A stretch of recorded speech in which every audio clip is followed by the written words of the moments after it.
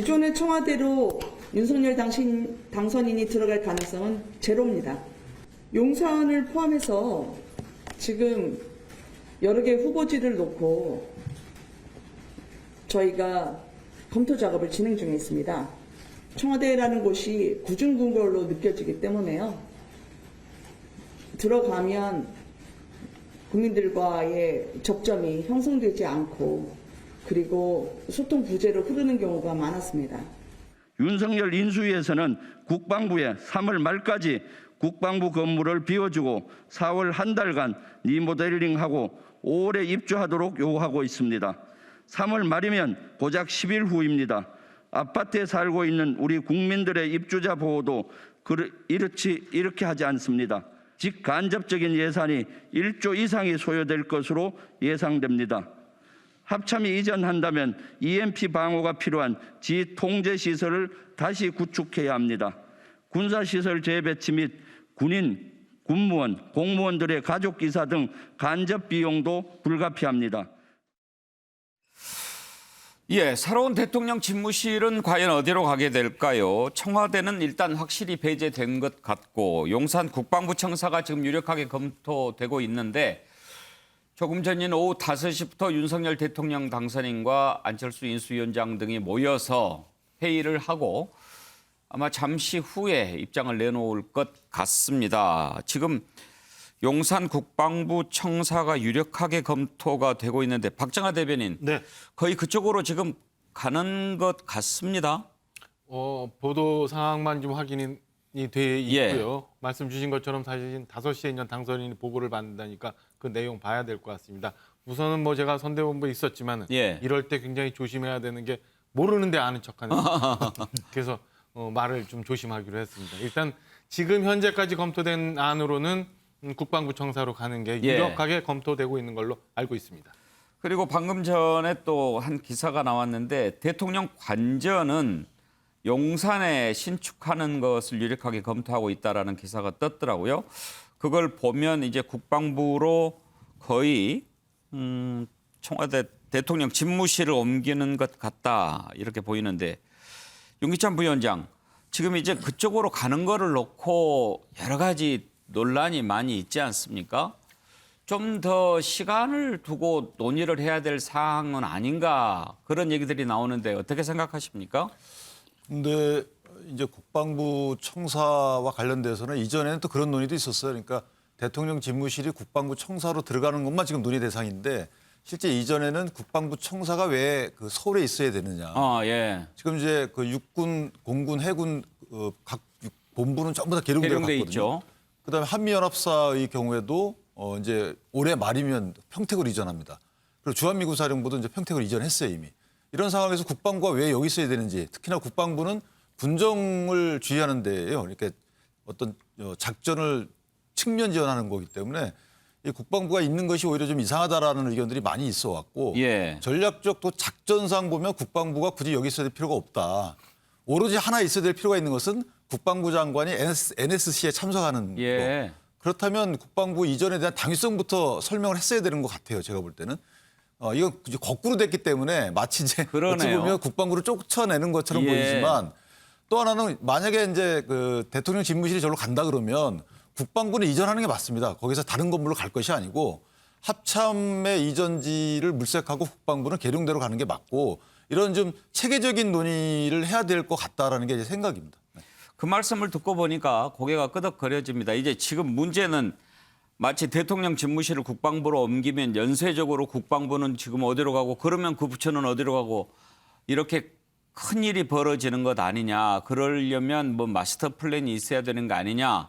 지금 이제 그런 얘기가 나오는 거죠. 그렇죠. 그러니까 원래는 이걸 아마 논의할 때는 분명히 이 국방부 청사를 이전하는 것이 전략적 또는 작전상 이것이 원래 논의되는 것 중에 하나였다라는 게 지금 아마 뭐 기밀보호상 이런 게 얘기가 안 되고 있지 이것이 예전부터 보면 필요성은 제기돼 왔던 것이거든요. 그래서 아마 이면에는 그런 논의도 좀 숨어 있지 않을까라는 제 개인적인 생각을 해봤습니다. 이제 윤석열 대통령 당선인이 대통령 집무실을 청와대에서 다른 곳으로 옮기려고 하는 가장 큰 이유는 국민과 더욱 소통할 수 있고 그리고 또 참모들과 활발하게 대화할 수 있도록 하기 위해서라고입니다. 기존의 청와대는 그런 것을 하기에 조금 부족한 공간이었다 이런 지적인데 이걸 놓고도 지금 반론이 계속 나오고 있습니다. 김은혜 당선인 대변인과 청와대 국민소통수석관의 의견 한번 들어보시죠. 동에서 대통령의 집무실까지 올라가는데 상당한 시간이 소요됩니다.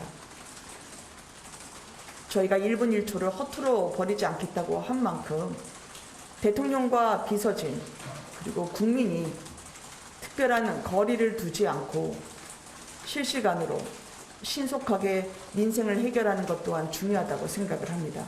이명박 박근혜 대통령 때는 거기서 하셨던 것 같은데요.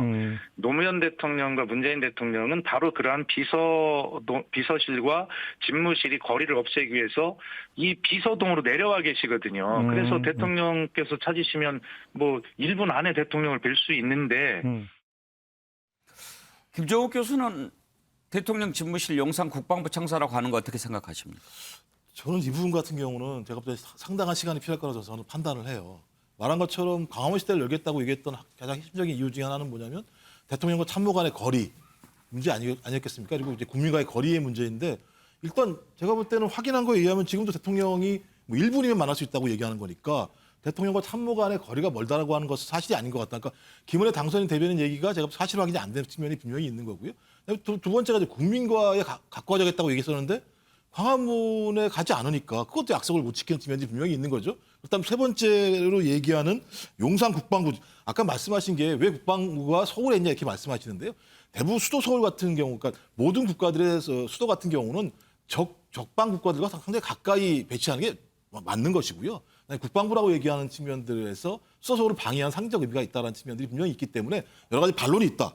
또 하나는 용산에는요 연합주의 통제 체계가 구축돼 있어요. 그리고 청와대에는 제가 뭐 초기에 만든 2003년, 4년에 제가 근무했었는데 예. 지하펑크의 위기관리센터라는 게 두 가지가 있습니다. 그럼 이 두 가지 자체를 갖다가 예를 들면 옮겨오거나 아니면 두 개를 유기적으로 결합을 시켜야 되는데 제가 볼 때는 이건 상당한 시간이 필요할 수밖에 없다고 생각을 하는 거예요. 저는 그래서 당선인의 취지에 동의하고 의지도 존중을 합니다만 이 용산 얘기가 나온 게 좀 일주일 정도밖에 안 된 거잖아요. 실제로 따지고 보면.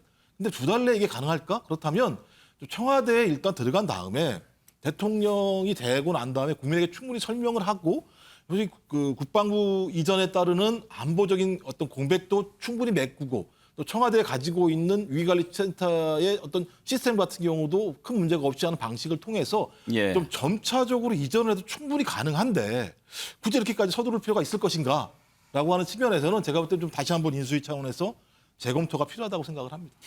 자, 일하기에 좀 뭐 적절하지 않다 이런 논란이 아까 있었는데 최경철 의원 청와대 출입을 해보셨으니까 1분이면은 갈 수 있다, 뭐 뛰어가면은 뭐 몇 초다 이런 얘기 나오는데 어때요 거리가?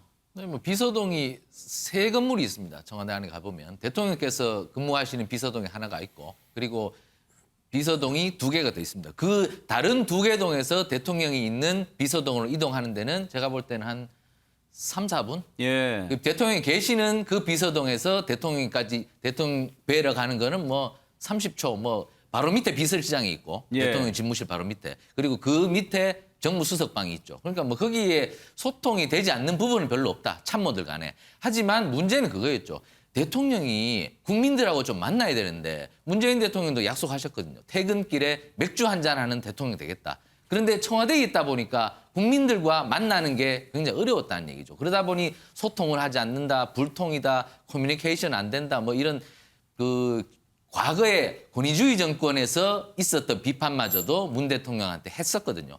그러니까 청와대를 한번 옮겨보겠다는 발상은 굉장히 좋은 것 같습니다. 그래서 이게 청와대에 사실 이렇게 가보면 밑에가 쫙 내려다 보이거든요. 예. 그러니까 이게 권위주의가 좀 더 커지고 그리고 안에 청와대 경내로 들어가는 게 너무 삼엄한 경비가 있다 보니까 자꾸 불통이 되니까 저는 발상은 좋다. 하지만 지금 옮기려면 돈이 너무 많이 들고 그리고 지금 국방부 청사도 어디로 가야 될지 모르는 퀘스천 마크가 붙기 때문에 좀 김종욱 교수님 말씀처럼 조금 시간을 갖자. 발상은 존중해 주되 이것을 실현하기 위한 마스터 플랜을 조금 시간을 갖고 너무 취임일에 맞추지 말고 그렇게 한다면 국민들께서도 동의할 것이고 그 의지를 제대로 표현할 수 있는 실현력도 더욱 높아질 것이 아닌가. 예. 저는 발상은 존중해 주되 실현까지는 조금 시간을 갖고 과거 권위주의 정권처럼 지금 불도저식으로 밀어서는 안 된다. 저는 이런 조언을 한번 드려보고 싶습니다. 예. 그런데 이제 김은혜 당선인 대변인이 그렇게 얘기를 했죠. 당선인이 청와대에 들어갈 가능성은 제로. 이렇게 딱 못을 박아버리니까 지금 최경철 의원 말씀하신 것처럼 일단 청와대 들어가서 일하다가 뭐 이렇게 좀 뭐 정리해서 옮기는 게 어떻겠느냐라는 생각을 아예 하기 힘들게 됐어요. 김영주 의원. 네. 그러니까 사실은 우선 이제 그 마음의 뜻은 이해를 할 수 있습니다. 청와대에 들어가기 시작하면 경호실의 논리에 거절하지 못한다. 그러면 결국 못 나온다. 이제 이런 것 때문에 안 들어가겠다, 버티겠다. 이제 그런 말씀인데 마치 그런데 지금 이제 방금 뉴스처럼 용산에 그 새로 또 사저도 용산에 둔다. 예. 그러면 퇴근길이라는 게 존재할 수 있나? 그런 겁니다. 그러니까 청와대에서 똑같은 청와대 구조를 용산에 옮긴 것 같은 느낌을 들게 해요. 원래 저 당선인께서 얘기했던 광화문 시대라는 건 뭡니까? 출퇴근이 있고 더 시민과 가깝고 야당하고도 편안하게 말해 구중궁궐 같은 구조가 아닌 데서 나는 일할 것이다. 더 협치하고 더 다양하고 또 시민들과 가까울 것이다라고 하는 건데 그 대안으로서 과연 뭐 용산 얘기할 수 있습니다만은 국방부 가야 된다 뭐 그런 논리 할 수 있습니다만은 그 가까운데 또 한남동에 퇴근을 하는 사지를 가려니까 교통이 불편하니까 바로 또 옆에다 집을 지으면 퇴근이 사저보다는 있나? 이제 관저라는 표현이 더 낫겠죠. 네, 네. 예. 관저라는 표현을 한다면 그럼 결국에는 현재 청와대 터가 안 좋으니까 용산으로 청와대를 옮겼다는 것밖에는 안 되는 그런 구조가 되고 그런 논리가 부족하니까 예. 대통령하고 비서실 간의 거리가 뭐 500m가 되니 빨리 만날 수 있니 없니 없는 논리를 더 씌우는 그런 부분이라서 좀 아쉽다. 그래 정말 차분하게 당선인께서 국민과 함께 하고 싶다면 여러 가지 대안을 차분하게 논의하면서 한 6개월만 기다려 주십시오. 어쨌든 저는 뭐 밖으로 나가는 걸 이행하겠습니다. 예. 오히려 그런 논리가 국민들도 마음을 좀 편안하게 이 논의를 지켜볼 수 있는 것이 아닐까 그렇게 생각이 듭니다. 네.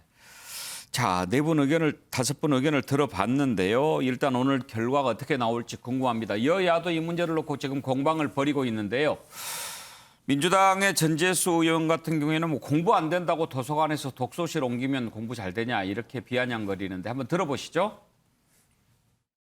비유를 제가 들자면 도서관에서 공부 안 된다고 독서실로 옮기겠다는 경우입니다. 중요한 거는 공부를 하는데 도서관이나 독서실이 중요한 것이 아니고 공부를 하겠다는 의지, 공부하는 방식의 문제가 핵심이라는 거죠. 이거를 청와대 조직 개편이라든지 청와대 기능을 보완을 해가지고 소통의 문제라든지 일하는 방식의 문제를 고쳐야지 장소를 옮긴다고 이게 일하는 방식과 소통의 문제가 해결되냐.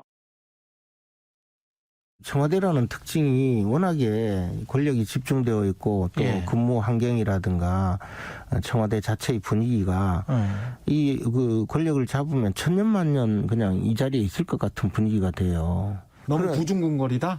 구중궁궐을 넘어서서 그 근무 환경이나 모든 것이 그렇게 되어 있고 이게 청와대를 처음 만들 때 경복궁 후원에 있는 그 건물의 특성상 조선시대 궁궐과 같은 또 모습과 그 구조로 만들어 가다가 보니까 이게 왕조시대처럼 그렇게 굴러가게 되어 있어요. 박정하 대변인께 한번 물어보죠. 지금 전재수 의원도 청와대에서 근무를 했고 김재원 최고도 청와대 수석을 했으니까 이제 청와대를 잘 아실 것 아닙니까? 그런데 이제 김재원 최고는 뭐 이렇게 여러 가지 보니까 옮기는 게 맞다 이런 입장이고 전재수 의원은 뭐 일을 잘하면 되지 뭐 그렇게 장소 탓하냐. 청와대 대변인 지내셨는데 누구 말이 더 맞는 것 같습니까? 전재수 의원님 평소에 점잖게 말씀하시는 분인데 저 비유를 드신 거 보고 제가 좀 깜짝 놀라긴 했습니다만 제가 볼 때는 그 다 앞서 말씀 주신 분들 맞다고 봐요. 그러니까 최경철 의원 말씀 주신 것처럼 저 취지가 뭔지에 대해서 그리고 결국엔 그 취지에 대해서 동의하는 분들이 더 많기 때문에 윤석열 당선인을 배출을 했잖아요. 그렇다면 지금 3월 9일 대선 이후에 오늘 17일인데 뭐 채 일주일 정도밖에 지나지 않았어요. 왜 이렇게 급한가라는 생각이 우선 듭니다.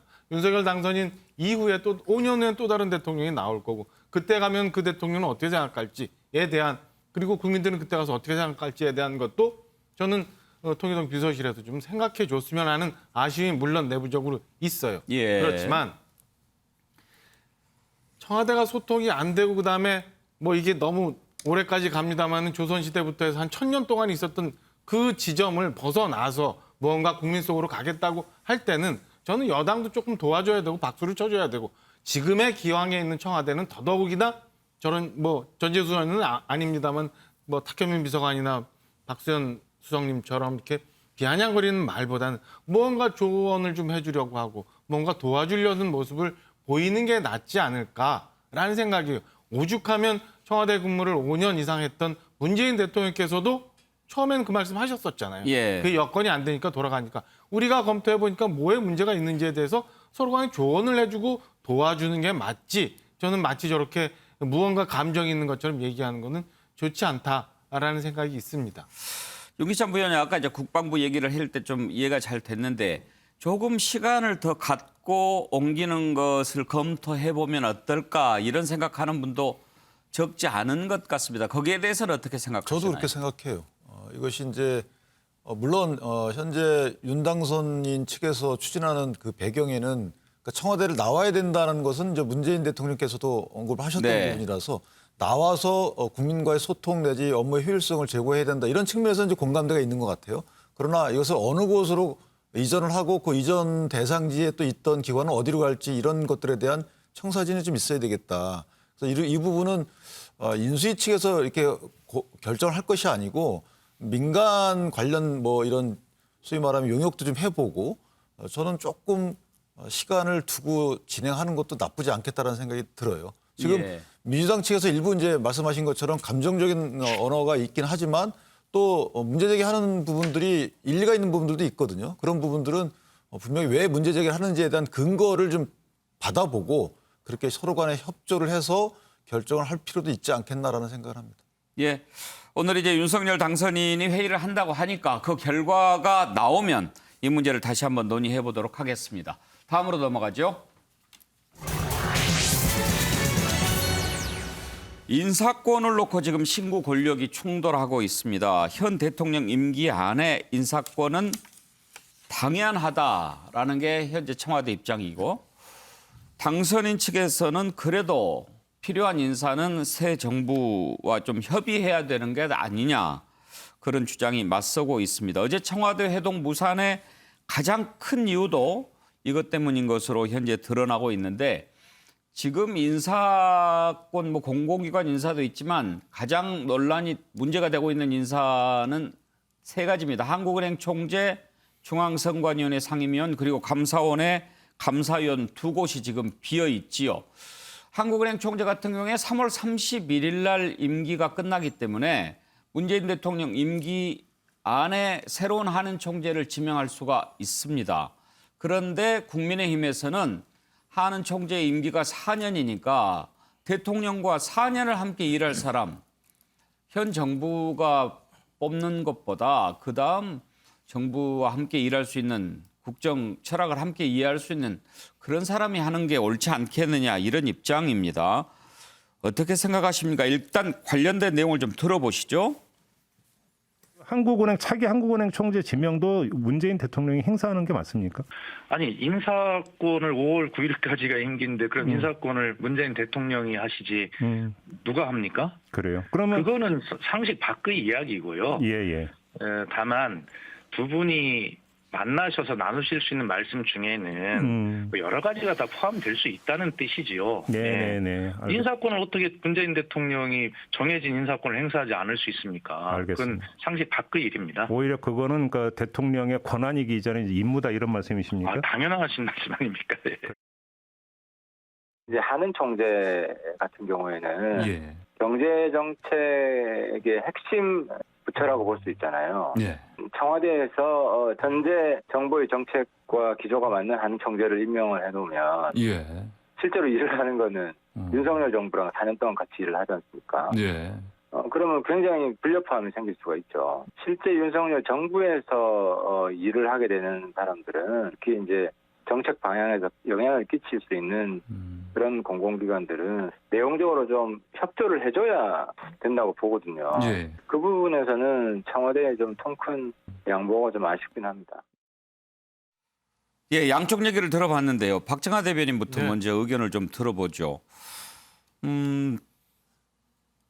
그전에도 사실 좀 이런 논란이 있었습니다. 정권 바뀔 때마다. 이번에 이런 이제 큰 자리가 또 몇 개 걸려 있는데 어떻게 해야 한다고 생각하십니까? 저는 지금 현재 전 정권을 정리하시는 문재인 대통령과 현재 청와대가 좀 협조해줘야 되는 문제라고 생각을 합니다. 그러니까 그동안 지금 남은 한 2개월 정도에 그동안 미처 처리하시지 못했던 부분들, 그리고 우리 사회에 뭐가 나서 갈등이 있는 부분들, 그다음에 새 정부가 들어왔을 때 일하는데 뭔가 불편한 부분들, 저는 그런 것들 좀 정리해 주시고 새로 오는 정부가 새롭게 시작할 수 있도록 도와주시는 게 오히려 좀 맞다고 보죠. 그러니까 법적으로 우리 박선수 형님 말씀하시는 것처럼 5월 9일까지 문재인 대통령 임기가 맞아요. 그렇지만 우리가 채택하고 있는 대통령제라는 게 2개월 앞서서 신임 대통령을 뽑잖아요. 그리고 5년 동안 국정을 맡기게 되어 있으니까 새로운 대통령, 새로운 정부가 일할 수 있도록 기왕에 얼마 남지 않은 새로운 인사가 있어야 되는 과정이라면 최소한 협의를 해서 임명을 하시거나 예. 아니면 비워두고 새로운 정부가 와서 임명을 할 수 있게 해주는 게 저는 옳지 않나라는 생각입니다. 김영주 의원은요? 저는 이제 참 아쉬운 게요. 그러니까 예를 들어서 이런 문화인 것이죠. 그러니까 실제적으로 보면은 그 권한은 현직 대통령에 있으나 새로운 당선자가 생겼으니까 권한을 행사하지 않는 그런 문화가 필요하다고 봅니다. 예. 그러니까 더 나아가서는 사실은 법적으로 할 수 있어요. 대통령이 새로 뽑았을 때는 그 기간부터 취임할 동안에는 신임 인사를 하지 않는다든지 미국식으로 모든 어떤 공기관의 기관장, 상임이사, 상임감사는 일괄적으로 사퇴를 하고 나온다든지 이런 문화가 있어야 됩니다. 그전에는 그런 문화가 자발적으로 이루어졌다가 그 뒤에는 계속 하는 것이 또 규범인 것처럼 보였는데 지금 혼란스러워졌습니다. 그런데 문제는 이와 같은 대통령의 고유 권한을 행사하지 않도록 분위기를 가져가야 되는데 알박기 인사다. 기분 나쁘죠. 오만하다. 김기현 대표가 그렇게 얘기하니까 사실은 왜 오만합니까?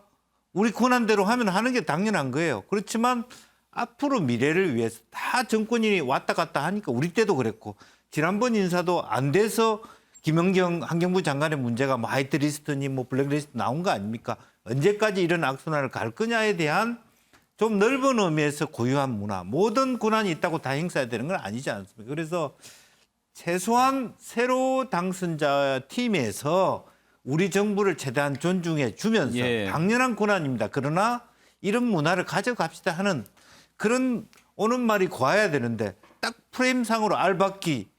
왜 알박기입니까? 당연한 권리죠. 이렇게 반발할 수 있는 권한을 예. 그것은 저는 문제라고 봅니다. 그렇습니다. 사람이 하는 일인데 감정을 좀 상하지 않으면서 그렇게 하는 게 좋지 않겠냐 하는 건데 여야가 이렇게 주고받는 말을 보면 약간 그런 감정들이 묻어 있습니다. 여야 원내대표 얘기를 한번 들어보시죠. 대통령의 의사가 확인되기 전에는 나와서 그런 요청이 있었다고 이야기하는 이것도 좀 조심해야 될 일인데 예. 들어가기도 전에 결국 여론몰이로 사면을 압박하는 뭐 이런 모양새였고 예. 또 이제 인사와 관련해서도 예. 이를테면 모든 인사를 중지해라. 당선인과 협의해서 인사를 하자. 대단히 무리한 이 요구가 있었고 예. 마치 이 점령군 행세하는 이런 모습 때문에 결국은 이 불발이 된 것 아닌가. 전문성을 무시한 내로남불 인사는 정책 실패로 이어졌고 정권의 무능 때문에 애꿎은 국민들만 피해를 봤습니다. 그런데도 반성하기는커녕 도리어 정권 말까지도 내 사람 챙기길 위한 알박기 인사에만 전념하는 것을 보니 국민에 대해 최소한의 염치조차도 없는 것 같습니다. 국민이 새로운 대통령을 선택한 만큼 이제 산하기관, 공공기관, 유관기관 등의 새 대통령의 새로운 국정 철학을 민생 현장에서 구현할 수 있는 인물이 배치되어야 하는 것은 너무나 당연한 이치입니다. 최경철 의원, 이제 하루가 지나면서 쭉 왜 뭐 때문에 회동이 결렬됐을까 따져보니까 이게 제일 큰 문제였던 것 같아요. 근데 지금 이렇게 들어보면 그런 문제들을 미리 얘기하지 않고 좀 만나서 허심탄회하게 얘기하면서 그래도 새 정부가 좀 일하려고 하니까 인사 같은 것은 좀 자제를 해 주시면 좋지 않겠습니까? 이런 분위기를 청와대는 좀 기대했던 것 같은데 그냥 회동하기 전에 막 이렇게 몰아붙이는 모양새를 비치니까 뭔가 좀 삐쳤다고 할까요? 약간 목리를 부린다고 할까요? 그런 느낌이 들기는 합니다. 그렇습니다. 문 대통령께서도 노무현 정부 때 오랫동안 청와대에 근무하셨고 그리고 국정을 또 5년 동안 이끄셨기 때문에 뜨는 해와 지는 해를 구분할 줄 압니다. 그렇기 때문에 뜨는 해에게 지는 해가 자리를 양보하고 카드를 줘야 된다는 것을 알고 있겠죠. 그런데 지금 점령군처럼 들어온다는 이런 시각이 좀 있는 것 같아요. 그래서 국장님 말씀처럼 바리케이트를 좀 친 것 같습니다. 이번 만남을 일단 한번 불발시켜버린 것은 너무 세게 밀고 들어오면 우리가 다칠 수가 있고 불꽃이 튀길 수 있다. 그러니까 바리케이트를 한번 친 것 같고 뭐 문 대통령께서 국정 경험 많으시니까 결국에는 새 정부에게 다 줘야 된다는 아실 겁니다. 그렇지만 지금 이렇게 밀고 들어왔을 때는 내가 방어막 무조건 친다. 이런 자세를 보여준 것 같으니까 새 정부도 너무 조금 오만한 자세 이런 자세는 좀 버리고 대화와 타협을 통해서 전 정부와 좀 협치를 해서 제대로 된 인사를 내는 정말 이제 새 정부가 보여줄 것은 정책 그리고 사람이지 않습니까? 어차피 새로운 사람을 통해서 국민들에게 새로운 국정을 보여주는 거기 때문에 마땅히 문재인 대통령께서 협조하려고 봅니다. 하지만 그 강도가 조금 너무 점령군처럼 돌아서는 곤란하다는 것이 문 대통령 입장인 것 같고 어쨌든 이 부분을 좀 아량을 베푸는 것이 바로 승자의 도리인 것 같아서 저는 이런 부분에서는 좀 속도 조절 그리고 강도 조절이 좀 필요할 것 같습니다. 신구 권력 간의 갈등이 왜 없겠습니까? 더군다나 정부 이양도 아니고 정권 교체인데요. 그렇지만 또 순조로운 정권 이양이 통합정부로 가는 첫 단계인 만큼 이런 부분 좀 지혜롭게 잘 풀었으면 좋겠는데 공공기관 인사와 관련해서 신구 권력 박수현 청와대 국민소통수석 그리고 임태희 전 실장 얘기를 한번 들어보시죠. 정부 이양기에 차기 정부를 이끌 당선자님의 의견을 허심탄회하게 대통령께서 들으실 수 있는 자리. 그러니까 배석자도 없이 하자고 말씀하신 거 아닙니까? 인사권은 분명하게 대통령이 가지고 계신 것이지만 그것에 대해서는 왈가왈부해서는 안 된다. 뭐 서로의 참모들 뭐 이런 분들이 서로 왈가왈부하는 것은 자리를 편하게 만드는 길이 아니라고 생각을 하기 때문에 청와대도 말을 극도로 아끼고 있는 것입니다. 하여튼 허심탄회하게 조건 없이 편안하게 만나서 대화를 나누실 수 있는 자리를 만들어 드리는 것이 지금은 중요하다고 생각합니다.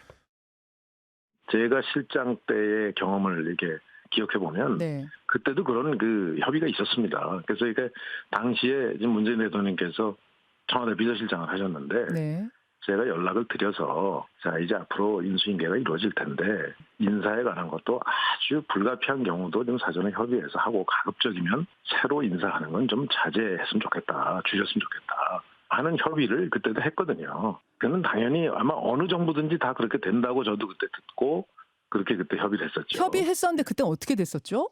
잘 협조가 됐습니다. 근데 그게 공개되지 않은 거죠. 제가 처음 공개하는 거죠. 유기자 위원장, 그 결렬된 이유를 이렇게 좀 들여다보면 청와대에서는 가벼운 뭐 차나 마시면서 이런 덕담하는 자리로 생각했는데 당선인 쪽에서는 좀 실속 있는 실무적인 그런 회담 성격의 자리를 기대를 했던 것 같아요. 그럼 어느 정도 약속을 원했던 것 같은 느낌이 들어서 조금 더 정중하게 했으면 어땠을까라는 아쉬움은 남고요. 특히나 이제 물론 그 당선인 측에서는 필요성은 있죠. 한은 총재 같은 경우에는 통화 신용 정책을 담당하는데 임기가 4년이거든요. 거기다가 이 법 자체에도 통화 신용 정책을 수립할 때는 정부의 경제 정책과 조화롭게 해야 된다고 돼 있어요. 그런데 하는 총재, 뭐 감사위원 이런 분들은 임기 중간에 지시를 못 하거든요. 사실은 독립적이고 중립적이라서 인사권 행사한 그때만 인사를 할 수 있는 거예요. 그렇다면 그것이 전부인데 그것을 이제 당선인 측에서 못 갖게 되면 그 부분은 사실 문제가 있죠. 이런 차원에서 요청을 했던 것 같은데 아마도 전 잘 협의가 될 것으로 보이고요. 조금 더 당선인 측에서는 우리 측 입장뿐만 아니고 상대방이 어떻게 받아들일지에 대한 이런 걸 미리 고민한 이후에 방식과 이런 절차를 거치면 어떨까 이런 생각이 좀 듭니다. 예, 임태희 전 비서실장 지금 이제 고문이죠. 그때는 잘 됐다라고 처음 털어놓는다라고 했는데 그때 분위기는 좀 그렇지 않았던 것 같습니다. 노무현 정부에서 이명박 정부로 넘어갈 때 인수위가 워낙 뭐 이런저런 것을 얘기해서 노무현 대통령이 매우 분노하는 그런 장면이 기억이 나지 않습니까? 시계를 좀 거슬러서 그때 모습 한번 보시죠. 인수위에 충고합니다. 인수위도 법을 지켜서 법의 정한 일을 하시기 바랍니다. 인수위가 부처 공무원들에게 현 정권이 한 정책의 평가를 요구하고 새 정부의 정책을 입안하여 보고하라고 지시 명령하는 바람에 현직 대통령은 이미 식물 대통령이 되어버렸습니다. 인수위가 마치 새 정부인 것처럼 그렇게 권한을 행사하는 것은 그것은 권한 범위를 넘는 일입니다. 그때 일이 기억이 나는데 김종욱 교수 반성문 쓰라는 거냐 뭐 이런 얘기였죠. 예, 뭐 핵심적으로 제가 볼 때는 노무현 전 대통령의 식물 대통령 발언이 가장 중요한 핵심인 것 같아요. 그러니까 문제의 핵심은 하는 총재 때문에 4시간 전에 대통령과 당선인 회동이 안 된다는 건 말이 안 되는 거거든요. 그러니까 바로 전날 뭘 얘기했냐면 대통령의 고유한 권한인 사면권, 인사권과 관련해서 그것도 인수위 부위원장하고 윤핵관으로 불리는 전성동 의원이 다 문제 제기를 해놨어요. 이 얘기는 뭐냐면 대통령 보고 지금부터는 대통령의 권한을 정지하라는 얘기밖에 안 되는 거 아니냐. 그래서 제가 볼 때 앞으로 이제 남아있는 임기 동안 아무것도 할 수 없다는 판단을 한 거라는 생각이 드는 거고요. 좀 그런 측면에서 적어도 당선인 측에서 현직 대통령의 어떤 인사권에 대해서는 존중을 하고 또 대신 대통령은 당선인 측의 인사 방향과 원칙에 대해서 존중하는 쌍방간에 존중하는 방식들을 아무런 전제 조건 없이 두 분이 만나서 서로 조율하면 되는 문제였었거든요. 근데 그 전날 저렇게 얘기를 해버리니 만약에 그 방식대로 안 되게 되면 대통령이 당선인 의견을 안 들었다고 얘기할 거 아니겠습니까? 그럼 또 다른 갈등이 벌어질 수밖에 없는 상황인 것 같고요. 또 하나는 또 한은 총재도 마찬가지인데요. 이주열 총재 같은 경우가 한은 출신이에요. 그리고 박근혜 정부 때 총재로 임명이 되고요. 그다음에 문재인 정부 2018년도에 연임이 되는 상황인 겁니다. 저는 이 문제는 별로 큰 갈등이 없을 거라 생각이 들어요. 그래서 대통령에 있는 측근들이든 아니면 당선인에 계신 측근이든 상관없이 지금은 이런 논쟁을 불거지지 않게 하고 두 분이 좀 만나서 허심탄회하게 얘기하는 방식으로 가면 된다. 전 그럼 제가 볼 때는 이 문제는 이렇게 크게 불거질 문제가 좀 아니라는 생각이 들기 때문에 좀 그렇게 좀 빨리 좀 정리를 했으면 좋겠어요. 왜냐하면 두 분 다 하는 말씀이 있잖아요. 잠깐만요. 지금 말씀 중에 이주열 하는 총재가 큰 문제가 없을 것 같다라고 하는데 지금 이주열 총재는 물러나는 거 아닙니까? 예. 제가 말씀드린 건 뭐냐면 대통령이 자기 측근을 심을 거라고 하는 신뢰가 없다는 거죠. 자기 측근들을 심을 거라고 생각한다는 거죠. 당선인 측에서는. 예. 근데 이전에 이주열 총재를 보면 연임을 했기 때문에 그런 오해는 하지 않았으면 좋겠다. 예. 충분히 당선인 측의 의견들을 반영할 수밖에 없는 상황이라는 걸 좀 말씀을 드리는 거죠. 무슨 말씀인지 알겠습니다. 네네. 예, 그렇게까지 했는데 그렇게 하겠느냐? 그렇습니다. 예, 그렇죠. 자, 그런데 또 이런 상황에서 중앙선거관리위원장 노정희 위원장이 사무총장은 사표를 냈죠. 그랬는데 사퇴를 지금 거부하고 나서서 그 배경에 관심이 모아지고 있는데 이 내용 잠깐 짚어보겠습니다.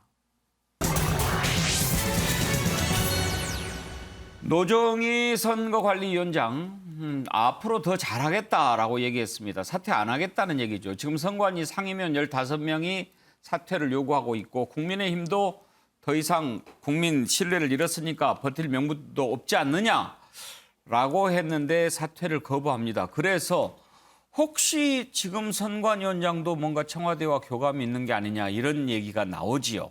관련된 녹취를 좀 들어볼까요? 존경하는 국민 여러분, 먼저 지난 3월 5일 실시된 확진자 및 격리자 선거인의 사전투표 관리와 관련하여 미흡한 준비로 혼란과 불편을 끼친 점에 대해 위원장으로서 책임을 통감하며 국민 여러분께 진심으로 사과의 말씀을 드립니다.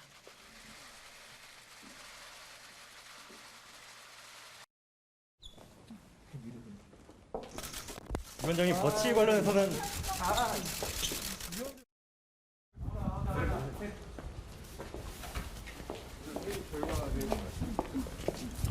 버치 투명에 대해서 입장 정리하신 게 있을까요? 노정희 선관위원장과 관계자들이 사퇴를 요구합니다. 전국 17개 시도 선관위 상임위원 대부분이 노정희 중앙선관위원장에게 사실상의 사퇴를 요구했습니다. 노 위원장은 더 이상 뻔뻔하게 버틸 것이 아니라 자신 사퇴하는 것이 조직과 국민에 대한 최소한의 도리일 것입니다. 자, 최경철 의원, 지금 이제 노정희 선관위원장이 사퇴를 거부를 했는데 국민의힘은 사퇴하라고 하지 않습니까? 그런데 지금 인사권 가지고 갈등을 벌이고 있는데 만약에 사퇴하면 또 후임 선관위원장을 현 대통령이 지명할 수 있게 되는 거 아닌가요? 지금 제가 알기로는 위원들끼리 호선하는 걸로 알고 있습니다. 지금 기존의 위원들끼리. 그렇기 때문에 기존의 위원들끼리 협의해서 아마 결정을 할 것 같아서 그 부분에 대해서는 청와대가 별로 관여할 수가 없을 것입니다. 호선한다면 또 후임 선관위원을 또 임명해야 될까요? 그 부분은 공석이 된 부분에 또 임명해야 되겠죠. 그게 대통령 몫인지 제가 지금 확인이 잘 안 되는데 그 부분은 추가를 해야 될 거고 위원장은 지금 지방선거가 임박했기 때문에 아마 호선을 해서 그분들 중에 한 분 뽑을 것이다. 그렇기 때문에 가장 막강한 권한을 위원장이 휘두르니까 그 부분에 대해서 중립성을 좀 국민의힘에서 확보를 하려는 것 같습니다. 제가 볼 때는 노 위원장은 마땅히 나가야 한다. 지난번 소쿠리 선거 온갖 비난이 쏟아졌지 않습니까? 이게 투표를 비밀 선거로 해야 하고 직접 선거를 해야 되는데 그렇게 소쿠리 선거를 해버리면 내가 뭘 찍었는지 옆에 사람들이 다 보고 이게 비밀 선거도 보장되지 않는 나라가 이게 완전히 후진국으로 백드롭을 하는 겁니다. 그렇기 때문에 노 위원장 이번만큼은 공직의 책임성을 엄중히 갖고 사퇴하는 것이 맞지 않을까. 그래야 앞으로 지방선거가 신뢰감 있게 선거 관리가 됩니다. 저는 이 부분에 대해서 좀 공직의 엄중함을 노 위원장께서 좀 알고 계셨으면 합니다. 그러니까 윤기찬 부위원장, 지금 국민의힘이 노정희 선관위원장 사퇴를 요구하는 것은 후임 인사권과는 별개로 지방선거도 있고 그러는데 지난번에 그렇게 부실하게 관리한 책임 있는 사람이 어떻게 또 지방선거를 책임지고 관리할 수 있겠느냐, 이런 비판인 거네요. 네, 그러니까 지금 선관위 각 지역사나 선관위 상임위원들도 사퇴를 요구할 정도로 일단은 문제의식을 다 갖고 있는 거 아니겠어요? 더군다나 지금 선관위원장의 말씀 중에 잘못된 게 있어요. 미흡한 준비로 불편을 드려서 사과할 게 아니고 법을 어겼어요. 공직선거법에 어쨌든 투표하면서 직접 넣게 돼 있었거든요. 이제 그걸 안 지킨 거예요. 선임 대법관이 관례적으로 선관위원장으로 호선되는 이유 중에 하나가 법을 해석을 최종적으로 할 수 있는 분들이기 때문에 그래서 이렇게 선임을 시켜드렸는데 국민이 본인이 법을 어겼잖아요. 그러면 그건 책임을 져야 되는 것입니다. 그러니까 저는 틀림없이 선관위원직까지 사퇴를 해야 되는 것이고 대법원장의 지명 몫이기 때문에 그 부분은 절차가 빨리 진행될 수가 있거든요. 그래서 지방선거 선거관리의 원만한 선거관리를 위해서도 사퇴를 하시는 게 수순이다 이렇게 생각합니다. 지금 현직 대법관이시죠? 예, 현직 대법관입니다. 그러면 선관위원장을 사퇴한다고 해도 대법관의 지위에는 영향을 미치는 건 아니죠? 그렇죠. 대법관은 2018년도에 되셨고요. 선관위원은 2020년에 됐어요. 그러니까 임기는 보장이 되는 거죠. 임기는 이제 6년씩이니까 한참 많이 남았죠. 선관위원은 더 많이 남았고 대법관도 6년이니까 2024년 정도까지 임기시죠. 김영주 보시기에 어떻게 하는 게 맞는 것 같습니까? 근데 아마 이제 산 넘어 3이라고 만약에 노정희 선관위원장이 사퇴를 하면 현재의 구조에서는 결국 또 하나의 말하자면 편향된 또 선관위원장이 들어갈 수 있기 때문에 당연히 국민의힘에서는 보완을 하고 난 다음에 하자 이런 어떤 전체적인 다 선관위 구성에 대한 논란으로 가져갈 수밖에 없습니다. 그러면 실제로 당장 코앞에 있는 선거사무 물론 저도 책임져야 된다고 보고 물러나야 된다고 봅니다만은 과연 그것이 지금 시점상으로서 과연 적절한 부분인가. 지금 이 사퇴를 하기 시작하면 전체 구성을 다 다시 해야 되는 또 매우 지금 이제 불균형 상태에 있기 때문에 그 부분까지의 어떤 전략이 숨어 있다 안 있다 이거 가지고 또 논란이 있지 않을까 그렇게 생각이 듭니다. 예. 자, 다음으로 넘어가죠. 인수위원회가 오늘로 구성을 모두 마무리함에 따라서 내일 현판식을 열고 공식 출범합니다. 자, 인수위원회 조직도가 나가고 있는데요. 일단 인수위원들 24명 모두 채웠습니다. 안철수 인수위원장 추천 인사들이 좀 포함되기는 했지만 면면을 들여다보면 윤석열 대통령 당선인의 인사 스타일 그리고 새 정부가 어떻게 꾸려질지 그런 면모를 좀 짐작할 수 있을 것 같습니다. 김은혜 당선인 대변인의 발표를 들어보시죠. 네, 어제 발표된 인사를 두고 뭐 특정 정부 출신 인사들이 많다 이러면서 약간 탄력성에 대한 이야기도 나오는데 이 부분에 대해서 좀 말씀 주실 수 있을까요?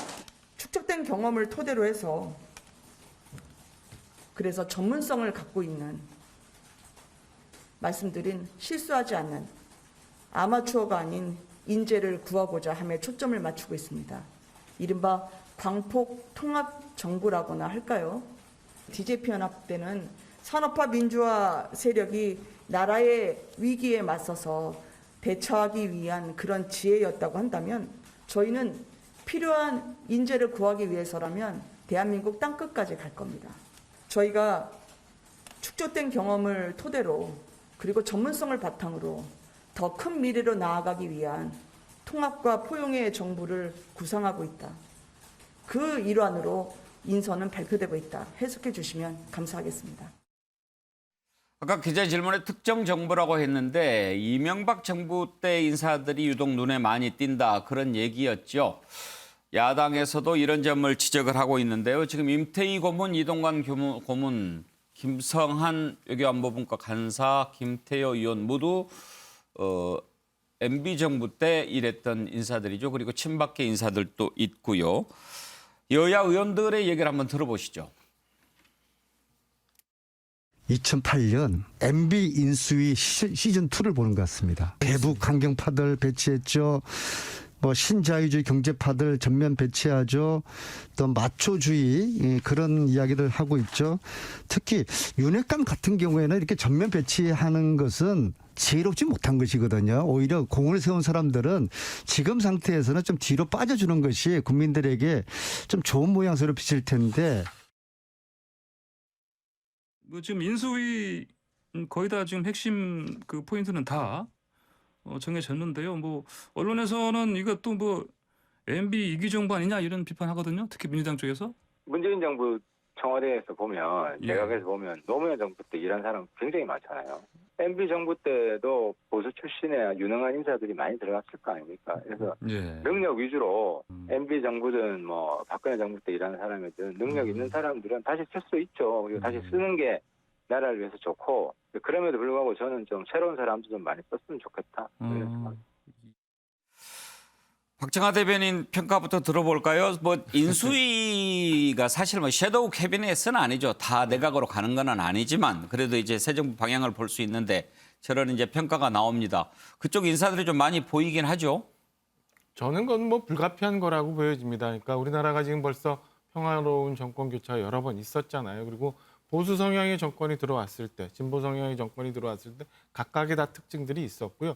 지난 시절을 한번 돌아보면 다 이 정권이 교체가 되는 시절에 그 전 정부에서 같은 계열의 정권에서 일하셨던 분들이 다시 발탁돼서 일하는 경우가 전 많아요. 그래서 지금도 뭐 MB계가 많다, 혹은 뭐 박근혜 대통령 계가 많다라고 하는 거는 좀 지나친 평가 아닌가 싶은 생각이 들고요. 몇몇 분들은 당시에 고위직 관료를 했기 때문에 그 사람이 MB계다 아니면 뭐 보수 당계다라고 얘기하는 거는 좀 지나친 비약이라고 생각하면서 예. 이런 점에 대해서는 저는 뭐 이제 정권 교체가 여러 번 계속 있어 왔으니까 이해를 하고 그 사람들이 어떤 실적으로 국민들한테 어떻게 평가받는지를 지켜보는 게 맞지 않나라는 생각입니다.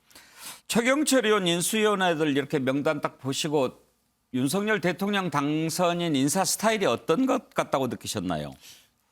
경험이 많고 실력이 검증된 사람을 쓴다. 저는 이렇게 봅니다. 뭐 지금 뭐 기획조정 간사로 들어간 추경 의원 같은 사람. 그러니까 정치권에서도 눈여겨봤을 거고, 그리고 이분이 관료를 오래 했기 때문에 관료평에서도 좀 들어봤을 거고, 이런 좀 당장 쓸 수 있는 인재 이라는 사람들 데리고 가는 것 같고 그리고 이번 인수위의 가장 핵심적인 것은 당선인이 의리를 굉장히 지켰다. 안철수계를 엄청나게 많이 받았습니다. 제가 윤석열 당선인한테 여러분이 인사 추천을 했다는데 단칼에 거절하는 경우가 많았다고 합니다. 왜냐하면 안철수 그 위원장 얘기를 들어봐야 된다. 그만큼 의리를 지키면서 협치정부 그리고 통합정부에 대한 굉장히 좀 강한 의지를 갖고 있다. 예. 그리고 또 경험 많은 사람들을 뽑아서 당장 국정이 원활하게 돌아갈 수 있는 그런 걸 해서 뭐 MB 정부 때 일했던 사람들이 많이 들어오긴 들어왔어요. 뭐 그래서 프레임을 씌우기도 하는데 그래서 이런 공격은 조금 받을 수도 있겠죠. 그렇기 때문에 앞으로 내각에서는 이런 부분도 좀 고려해서 신선한 인물도 조금 뽑아줄 수 있는 그런 노력도 필요하다고 생각합니다. 김종욱 교수 평가는요? 뭐 제가 볼 때는 콩 씹으니까 콩이 난 것 같아요. 왜냐하면 이제 윤안 공동정부이기 때문에 당연히 안철수 대표의 몫을 챙길 수밖에 없는 거고 그다음에 이제 기존의 같은 경우는 검사 출신이기 때문에 윤석열 당선인이 본인이 뭐 조직이나 세력이 있는 것이 아니기 때문에 당연히 MB계나 박근혜계를 쓸 수밖에 없는 상황이었는데 아시겠습니다만 박근혜계 같은 경우는 탄핵 문제가 많이 있었기 때문에 실제적으로 쓰기가 좀 예를 들면 마땅하지가 않은 측면이 있었고 MB계 같은 경우는 뭐 계속 5년 동안 충분히 많은 인재들이 일을 했었기 때문에 당연히 MB계들이 지금까지 남아 있으면서 많이 좀 도움을 줬을 거라는 생각이 들기 때문에 이분과 관련해서는 뭐 어쩔 수 없이 콩을 씹었으니까 콩이 나온 건데 이제 문제는 뭐냐면 저는 뭐 여성이나 청년 또 통합이라고 하는 또 다른 이 키워드가 분명히 있었는데 이런 부분들을 조금만 좀 더 결합을 했다라고 얘기한다면 MB계 중심이 아니냐라고 하는 논란들을 좀 피해갈 수 있지 않을까라는 생각이 들기 때문에 그런 부분들은 약간 좀 아쉽다 정도의 생각은 듭니다. 평가를 해보고 있는데요. 윤기찬 부위원장. 그런데 이번에 이제 그 인수위를 보면서 이런 지적들이 나오더라고요. 여성 청년 비중이 좀 적은 것 같다. 그리고 부동산 분야 전문가가 한 명도 안 보인다. 이런 지적이 나오던데 이건 어떻게 해석을 해야 될까요? 그러니까 여성 청년 부분은 당선인이 직접 얘기를 했었죠. 이 부분은 애써 마치 구색 맞추기용으로 하지 않겠다. 그러니까 실력과 경험 위주로 한다고 했으니까요. 그리고 그 부동산 전문가 부분은 인수위원으로 그런 분들이 없다 하더라도 이제 전문위원이라고 그래서 또 실무위원 이런 분들은 이제 부처에서 파견되는 분들 또는 전문가들이 포함될 수 있기 때문에 그것까지 보고 나서 이제 평을 하는 게 맞을 것 같아요. 그래서 아마 포함될 걸로 보이고 어쨌든 만약에 이제 그 비판의 관점이 민주당 쪽 계열 분들이 들어왔으면 더 좋았을 것 같다라는 비판이었으면 좀 괜찮았을 것 같아요. 그런데 MB 정부 쪽 분들이 많다라는 것은 저는 뭐 어찌 보면 당연할 수 있는 거라서 그런 비판의 대상보다는 좀 그 비판을 위한 비판이 아닌가라는 생각이 들어서 오히려 좀 민주당 분들이 들어와서 통합적 인수위가 꾸려졌으면 어땠을까라는 이런 아쉬움을 표하면 저는 의미가 있다고 봅니다. 민주당 쪽에 와서 이렇게 일을 하자라고 했으면 좀 왔을까요? 근데 이제 다만 인수위는 이제 정책 기준을 설정하는 것이기 때문에 조금 요거하고 달리 국민통합위원회가 생겼거든요. 그래서 아마 그 역할이 어떨지는 저 좀 더 관심이 갑니다. 그렇죠. 인수위의 민주당 정부 인사. 그건 상당히 좀 새로운 발상이긴 한데 김영주 의원 총평 한번 들어볼까요? 글쎄 이제 우선은 좀 아쉬운 것은 전문성 다 이해할 수 있습니다만은 이제 대통령 당선자께서 원하는 것이 민관 협력 체제 장관하고 그런데 민관 협력 체제라고 했을 때 이 인수인들이 그 조금 허브 기능, 허리 기능을 할 수 있었으면 좋겠다. 정말 다채로운 전문 인력, 민간에 있는 분들을 이 정부에 같이 연결할 수 있는 부분이 돼야 되는데 현재 인수위원들이 이미 57.6세 평균 연령이시거든요. 그래서 이미 자기가 만들어진 인맥 속에서 해결하려고 한다면 과연 민간협력에서 다양한 그런 내용들이 과연 새로운 정부에 들어갈 수 있을까? 이미 오래된 자기 지향들이 강한 거 아니냐? 또 남성 위주 아니냐? 또 특정 대학 위주 아니냐? 이런 부분을 어떻게 극복할 수 있을까가 과제인 것 같습니다. 자, 인수위가 이제 내일 공식적으로 현판식 달고 출범합니다. 새 정부 5년 구상 그려내는 그런 중요한 일을 맡게 됐는데 몇 분의 조언을 한번 좀 들어보겠습니다. 먼저 김종욱 교수, 인수위 성공을 위해서 조언을 해 주신다면 어떤 말씀하시겠습니까? 그러니까 저는 솔직할 필요가 있다고 생각을 합니다. 솔직하자. 그러니까 공약과 현실을 다를 수 있거든요. 분명히 그렇다면 당장 이제 이번 같은 경우도 그 강화문 시대를 열겠다고 했었습니다. 그게 안 된 게 있지 않습니까?